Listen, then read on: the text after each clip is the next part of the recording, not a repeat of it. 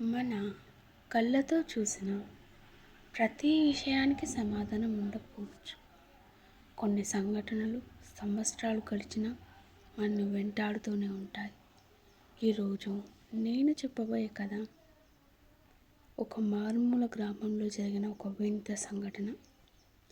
ఇది విన్న తర్వాత నిజమేది భయం ఏది అని మీరే నిర్ణయించుకోండి. ఇక కథలోకి వెళ్తే, నా పేరు రమేష్. మేము ఆంధ్రప్రదేశ్లోని ఒక చిన్న గ్రామంలో ఉండేవాళ్ళం. నేను, మా అమ్మ, నాన్న, మా అక్క కలిసి ఉండేవాళ్ళం. మా అక్క పేరు సుజాత. తను 10వ తరగతి వరకు చదువుకుంది. ఆ తర్వాత ఇంట్లో తన చదువు ఆపేశారు. మా అక్క చాలా ప్రశాంతంగా ఉండేది. ఎప్పుడూ ఎవరిని ఏమీ అనేది కాదు.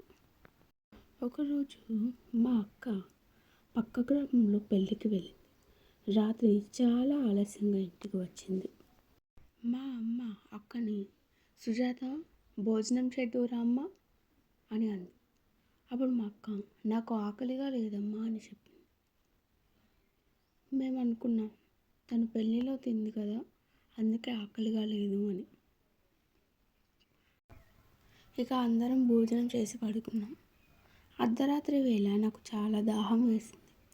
నేను నీరు తాగదామని వంటగది వైపు వెళ్తుంటే అప్పుడు నేను చూసిన దృశ్యం నా జీవితాన్ని మార్చేసింది. టైం సుమారు అర్ధరాత్రి 2 గంటలు అవుతుంది. మా అక్క కిటికీ దగ్గర నిలబడి ఉంది. ఆమె కదలడం లేదు, కేవలం బయట చీకటిని చూస్తోంది. అప్పుడు నేను, అక్క ఏమైంది? మా అక్క మెల్లగా తల తిప్పింది. వాళ్ళు నన్ను పిలుస్తున్నారు అని అంది. నేను, ఎవరక్క?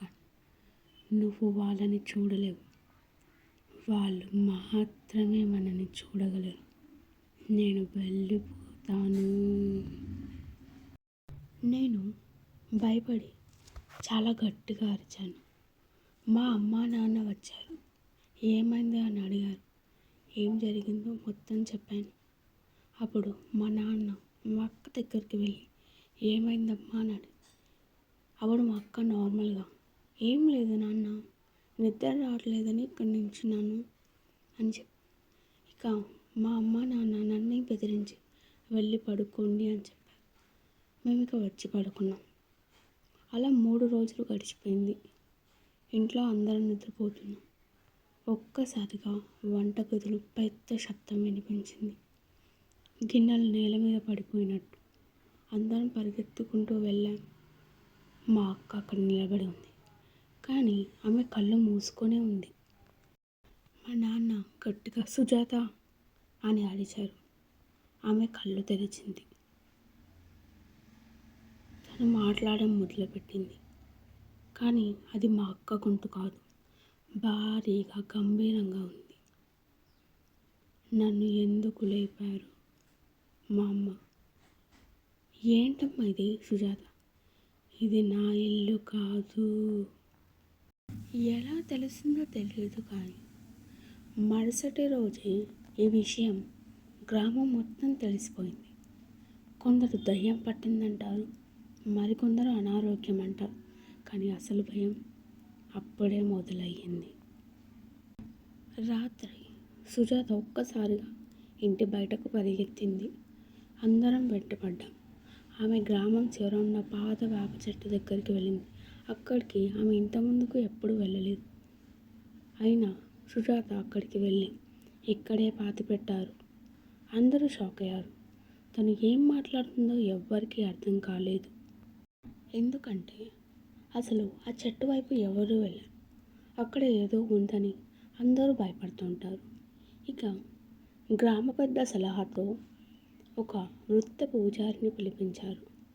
ఆయన ఇంట్లోకి అడుగుపెట్టగానే సుజాత ముఖం మారిపోయింది. సుజాత కోపంగా, అతన్ని బయటికి పంపండి. అప్పుడు ఆ పూజారి, ఎవరు నువ్వు? సుజాత, ఈ శరీరం నాది కాదు, కానీ నేను తనని వదిలి వెళ్ళను.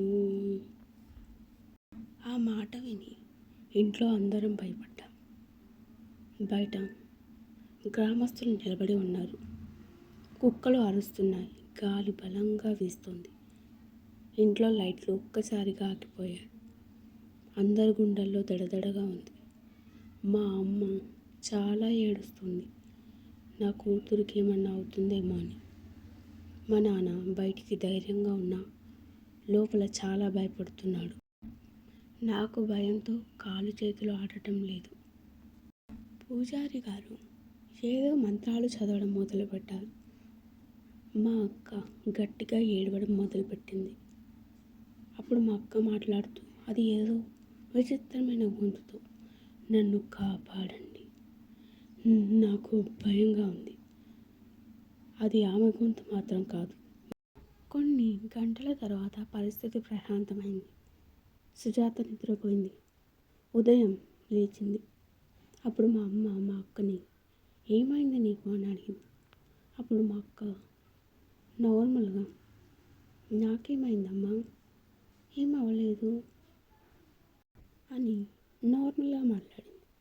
ఇక మా నాన్న తనని డాక్టర్ దగ్గరికి తీసుకెళ్దామన్నాడు. ఇంకా మేమందరం తనని డాక్టర్ దగ్గరికి తీసుకెళ్ళాం. అప్పుడు డాక్టర్ చెప్పిన మాటలకి అందరం షాక్ అయ్యాం.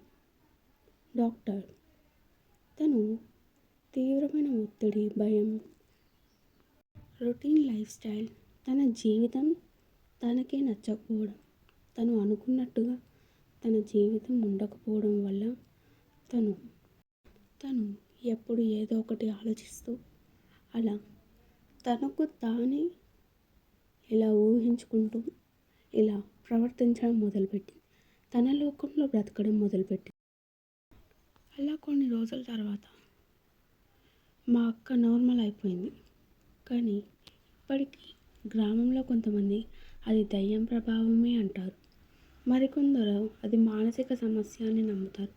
కానీ ఆ రాత్రి మా అక్క కళ్ళల్లో నేను చూసిన ఆ చూపు ఇప్పటికీ నేను మర్చిపోలేను. ఆ రాత్రి నిజంగా ఏం జరిగింది, దానికి సమాధానం ఇప్పటికీ ఎవరికి తెలియదు. ఈ కథ మీకు నచ్చినట్టయితే లైక్ చేయండి. మరిన్ని తెలుగు హారర్ స్టోరీస్ కోసం మన ఛానల్ని సబ్స్క్రైబ్ చేసుకోండి. ఈ కథ మీకు ఎలా అనిపించిందో కామెంట్ రూపంలో తెలియజేయండి.